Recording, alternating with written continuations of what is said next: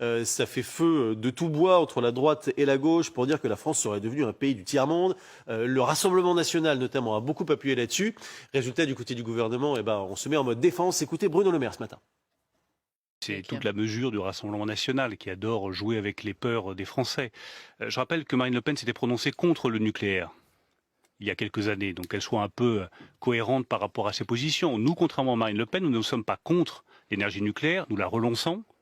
Alors, il n'y a pas que le Rassemblement national, il y a aussi une partie de la gauche, Routel Krief. Est-ce que sur le fond, elle vous semble justifier ces attaques ? Alors bon, j'allais faire une petite boutade sur les jeunes qui n'ont pas beaucoup voyagé pour comparer la France au pays du tiers-monde, mais je m'arrêterai là, puisque vous ne me parlez pas seulement du Rassemblement national. Non, je crois qu'il faut être assez sérieux. On n'en est pas à comparer la France à un pays du tiers-monde. On a une difficulté. On a un échec sur le nucléaire, on a des regrets à avoir et effectivement, mais maintenant on avance. Oui, il y a eu des failles. Oui, il y a eu, évidemment, les centrales n'ont pas été assez entretenues et on a renoncé un peu vite à ce qui peut être une richesse française. Mais pour autant, aujourd'hui, ce qui est intéressant, c'est de voir de quelle façon il y a un plan. Alors, il y a même plusieurs plans, puisque RTE nous propose plusieurs scénarios, du plus simple, du plus doux, et c'est le cas en cas d'hiver clément, au plus dur, en cas d'hiver extrêmement difficile et d'électricité en grande pénurie. Donc, moi, je crois qu'aujourd'hui, participons, réfléchissons, et ne soyons pas défaitistes tout de suite.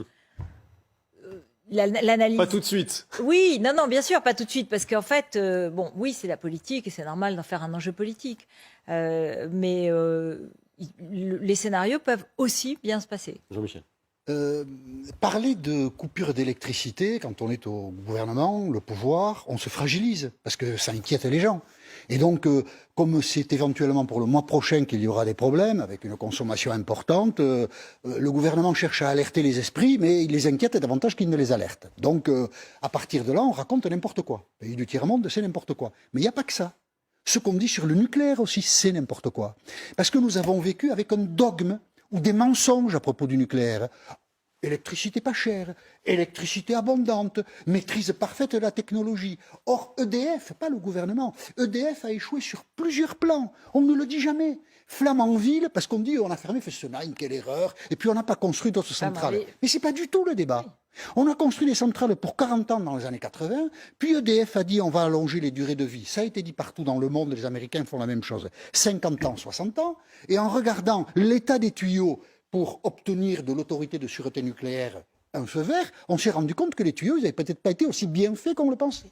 Et donc, nous avons un problème, c'est la conjoncture de la guerre en Ukraine, plus des réacteurs qui sont arrêtés pour des rouilles, qui fait qu'on a un vrai problème de production d'électricité devant nous. Et puis on a dit, puis l'électricité sera pas chère avec le nucléaire. Mais Flamanville, budgété pour 3 milliards il y a des années, ça coûtera 20 milliards. Ça devait rentrer en fonction en 2013, ça rentrera peut-être en fonction en 2023. La France a vécu avec ce dogme qu'ayant pratiquement inventé l'énergie nucléaire, c'est l'histoire que nous sommes racontée, nous étions à l'abri de tout. Eh bien non.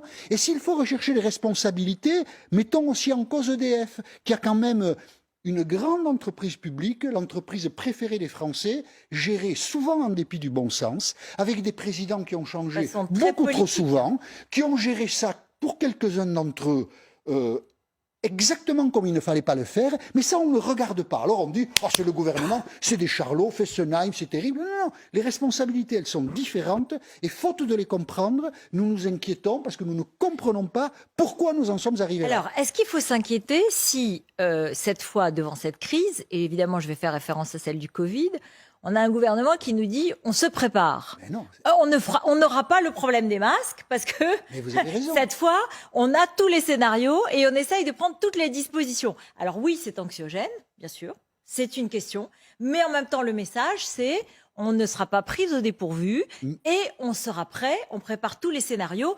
Alors évidemment, c'est sûr qu'on n'a pas envie d'être dans un ascenseur quand il y aura une coupure d'électricité ou d'être dans une situation d'urgence et que le téléphone ne fonctionnera pas. Donc oui, préparons-nous Et le fait que le gouvernement nous dise je prépare, j'ai des scénarios et il y a plusieurs situations et voilà. Et puis il y a une application qui s'appelle EcoWatt, comme on avait tous anti-Covid, et dans laquelle on peut avoir les différentes alertes vertes, oranges et rouges. Et on pourra être averti 3 jours à l'avance ou la veille à partir de 17h. On pourra même rentrer sur le site RTE avec son adresse et voir s'il y aura des coupures d'électricité. Bon, moi je peux le prendre comme anxiogène, mais je peux le prendre aussi comme un signal de préparation correcte.